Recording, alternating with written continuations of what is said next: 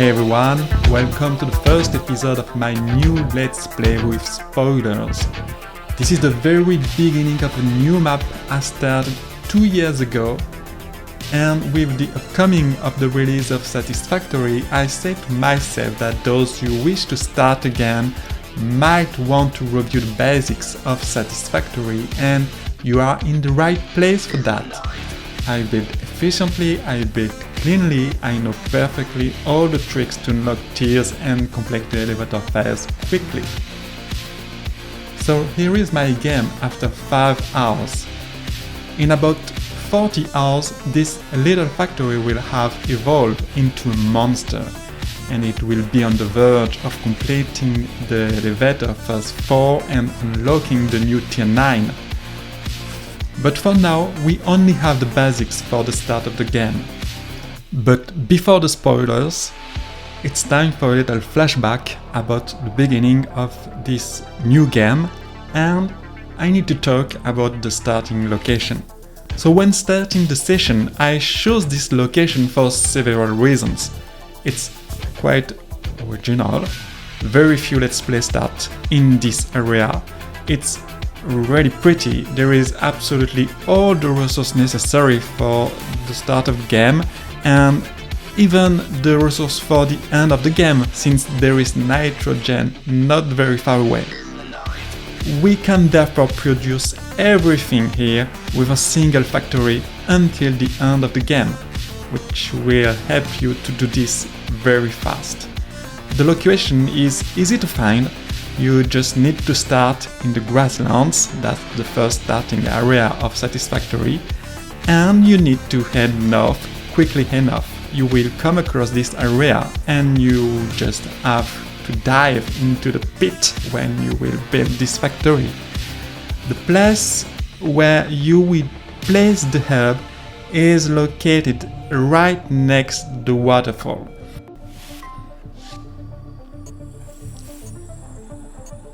This is because there is a little trick here. You can place the hub on the river. It will serve as a bridge. You can pass easily from one side to the other, and this is useful because there are 2 nodes of iron and copper on one side of the river and a node of limestone on the other side of the river. By placing the hub on the 3 pillars in front of the fountain, it serves as a passage for us to be able to go directly between those 3 nodes, which are extremely close to each other, which is very practical for unlocking stage 1 and 2 of the hub, and obviously there is a lot of coal very close to this area, which is also very useful for going very quickly through the early game. So here we go again.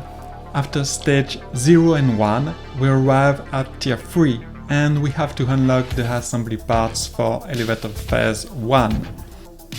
So now we can unlock the obstacle cleaning because we still need biomass and it's much more practical. And above all, the sync program, to have tickets in particular to unlock the concrete foundation, which do not require iron blades, which is much more practical. And then at the last we can unlock the coal power and the production of steel.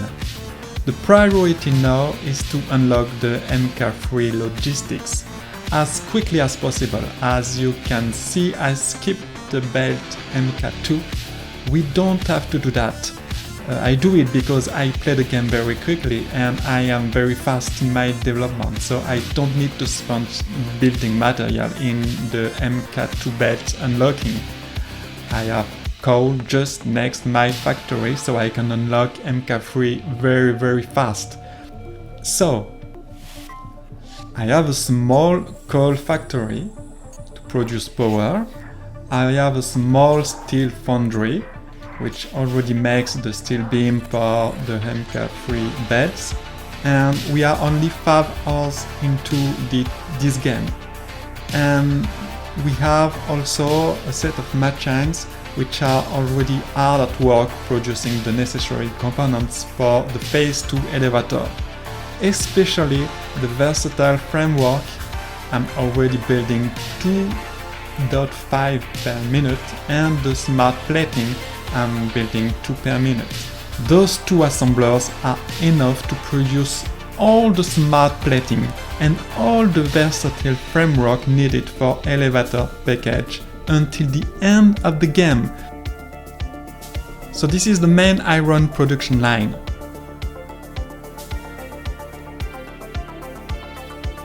I turn them into ingots to make plates and iron rods.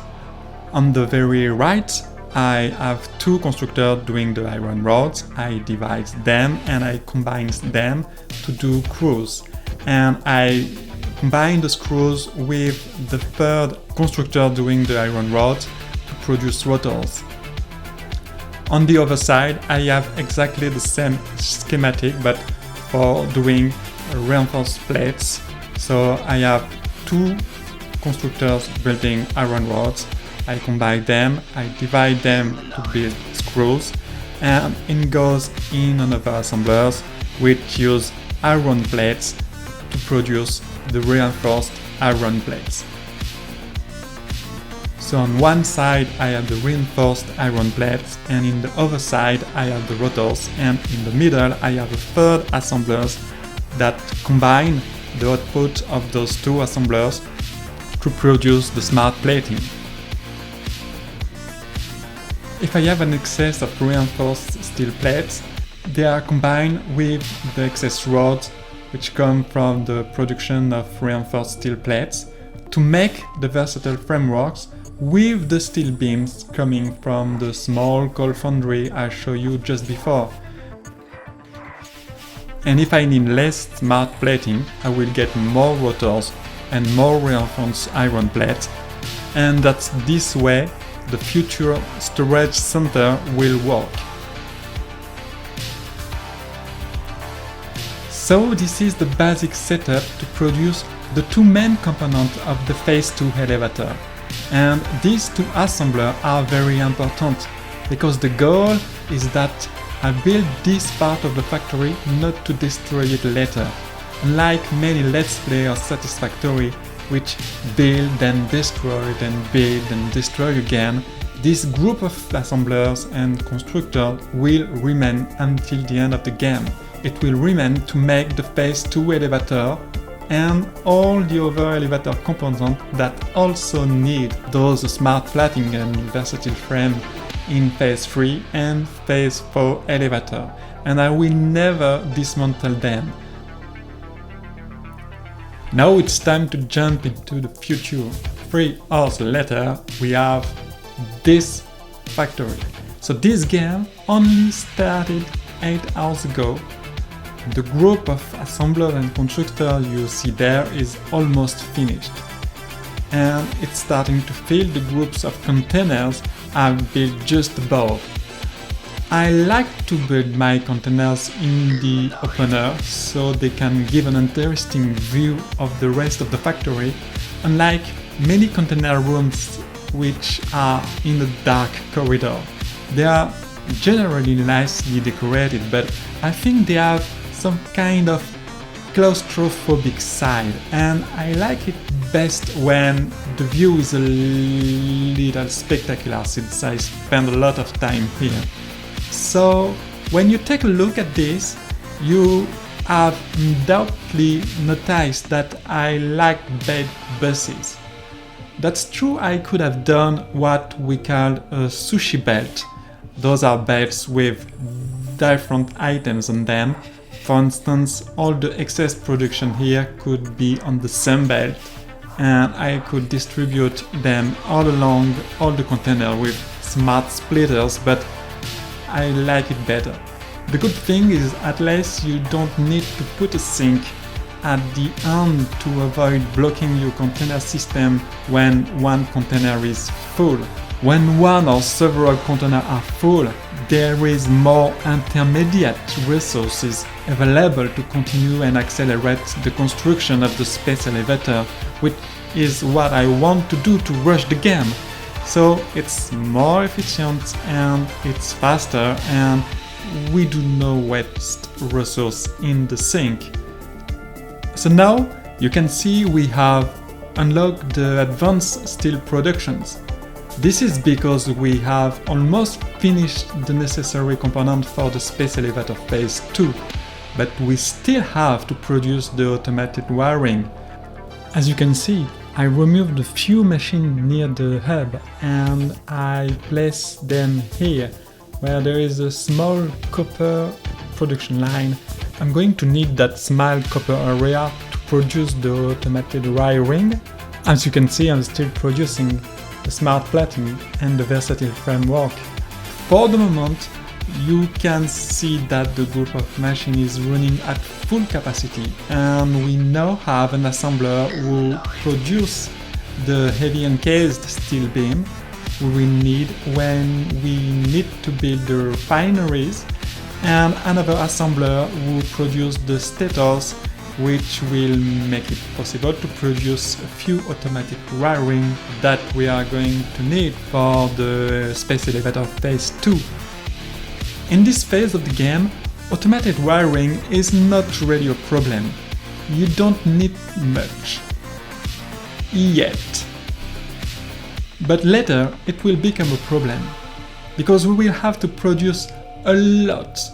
And for that, we will need a dedicated area in the factory whose construction will begin in the next episode, because that item, the automated wiring, is the real bottleneck for finishing the game fast. But for now, I'm just trying to reach that phase as fast as possible, and so my containers are slowly filling up, very slowly filling up. Everything is going into producing the parts needed for the next stage. You can see I have just enough energy for the factory, but this is not really a problem. It's enough, and if I want to expand the coal factory, I can do it easily, as there is plenty of coal in this area. So I'm cool with energy. It's really okay. For those who start the game in the Rocky Desert or near the Golden Coast or just at this place where I start the factory, there is a little tricks that I know. You need to look for a cave near this place called the Dogo Cave. And in this cave you will find many items such as engines, heavy modular frames, some computers, circuits, large quantities of steel products, and all this can be extremely useful to save time at the start of the game. Don't hesitate to grab your Xenobasher and take a look around there, you will not regret it. Of course I'll just fly for the video, but when building I'm playing the save with no cheats. For all those who want to play on this setup and who want to visit it or continue building it in their own way, there is the download link in the description of the video with the save file of the map. So now is the time to thank you a lot for having watched that video. I hope you like that concept of playing like Let's Play, but knowing what the factory will become in the future, so I can include a spoiler all along the Let's Play. If you like the idea, tell me in the comments, because that's something I usually don't find on YouTube. And I hope I'm gonna see you soon. Bye!